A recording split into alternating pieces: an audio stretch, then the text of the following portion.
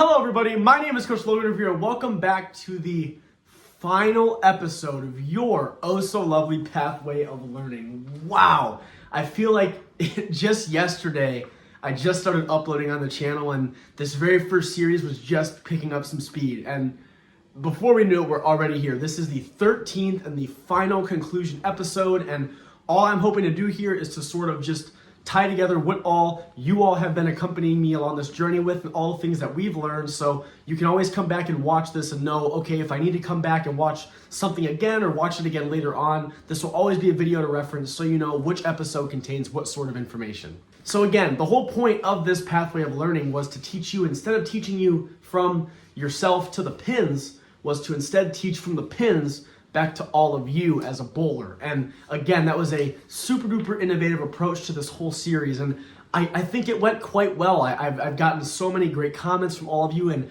I'm continuing to ask all of you, even though this series is done, it's not going anywhere, right? This will remain public and it will remain open, so please continue to comment, post within the community on the YouTube channel, and I will happily respond back to all of you as quickly and as accurately as I can. So again, let's go ahead and discuss what these episodes were. So the very first episode, which I would argue is one of the most, if not the most important, is understanding the pins and the characteristics of them, as well as your deflection. Why the answer is the why on why do I leave a 10 pin? Why do I leave a this pin? Why did I leave this split? It clarifies all that and rids out that awful thought in your mind where you think there is solely luck within this sport. Then after that, we started to go into why we actually hook the bowling ball, because that ties into the deflection characteristics, as well as different sorts of angle of entry you can create into the pocket to get the sort of deflection that you're looking to obtain. In the third episode, and the most popular episode thus far at the time of me making this conclusion video,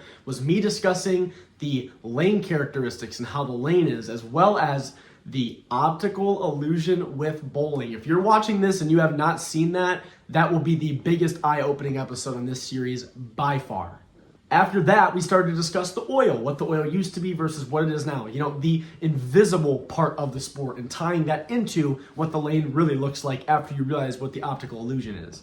Then from there, we started to learn how our ball is actually navigating through that oil and that lane and creating the deflection we want by understanding the motion that the ball is attempting to create and what we should train our eyes to be seeing as that ball is navigating on the lane surface. Then in the sixth episode, I went deeper into some of those concepts on why your ball does what it does, what the technology is doing, what your hands are doing, what it is that you were applying on that bowling ball that makes it behave a different way than someone like me throwing, right? Two people that throw the same ball will not ever make the bowling ball look the same. Then from there, in the seventh episode, I started to discuss the importance of identifying yourself as a bowler, right? Every bowler has their own unique DNA, and there is no one way to bowl. So by understanding your strengths and weaknesses, before we start to dive into that physical stuff back to you as a bowler, it helped you identify the things that you were the strongest with and the things that you need to improve on.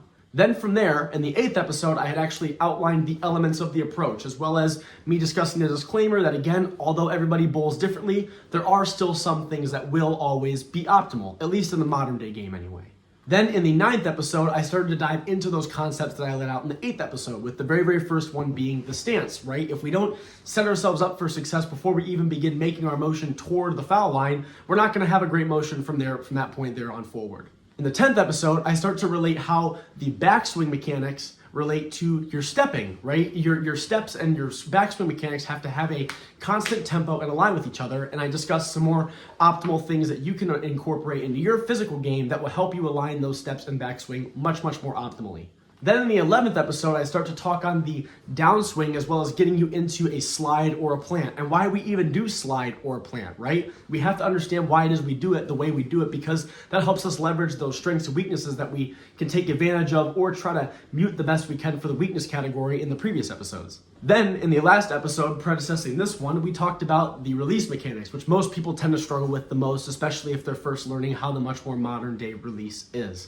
And again, I know this series wasn't super duper long, and obviously I didn't, when I was discussing the different episodes, I wasn't going into the different supplemental videos that were in between it, and I'm sure more of them will be added as I produce more and more Quick Tip Tuesdays and other series come along and to all that stuff. But to any capacity, the overarching episodes are segmenting you into a different portion of that pathway of learning. And again, if you're watching this and you have not watched those videos in sequential order, I would strongly advise you go back and try your best to watch all of them, to include the supplemental videos if you can, in that order. Because if you learn it in that order, it helps develop your mind in a much, much more optimal way and makes you pick up on some of these things easier, right? The best way I can think of this pathway of learning is to look at it like math, right? You can't start doing super complicated equations and stuff if you can't do the super duper simple stuff. So by starting off with the super duper simple stuff, which is me talking about the pins and the lane and the ball motion and stuff, that'll make you understand what you as a bowler have to do physically to cater to that end result that all of us all want to achieve, right? And again, I cannot stress this enough. Even though this series is concluded now, at least in terms of actual episode numbers continuing to be produced, these videos are open and I monitor them just about every day, at least as close to every day as I can. So please continue to comment, give me feedback, ask questions, because I want to help all of you the best I can. And obviously, don't think I'm done uploading, guys. That was just one of the probably hundreds of series we'll end up having as time starts to march along. I'm not going to leave any spoilers as to what my next series ideas are as of yet, but just wait for the next upload. You guys will see some pretty cool stuff. And also, if all of you happen to have a moment, I am strongly inviting all of you to leave a comment on this video, giving me things that you liked about the series, things you disliked, or anything for that matter, because I'm always looking to improve, right? I'm not going to sit here and tell all of you that I'm perfect, right? I'm learning, and I'm especially learning this platform on YouTube. I'm even still learning bowling myself, right? All of us are students of the game. So don't think that I'm some true cut person. I promise all of you, I know I am flawed in certain ways, and I'm admitting to you all of that now. So please give me feedback. I would like to make all of this as user-friendly and make sure I'm promoting all of your development the best I can, because that is what the bottom line of this is here, right? Like I said, this is meant to be a free means of me giving back to the bowling community. So by leaving any comments that you have available to help me out, I can give back in a much, much, much better way moving forward into the next series I produce. Thank you all so much for sticking with me again on this Pathway of Learning. All of you have been officially deemed Pathway of Learning graduates. I wish I could mail you guys a super cool certificate and sign something. I'm sure I'll come up with something that we could do along those lines. But to any capacity, thank you all so much. You guys have, even though this is still like a startup channel and everything, like this has been a dream come true.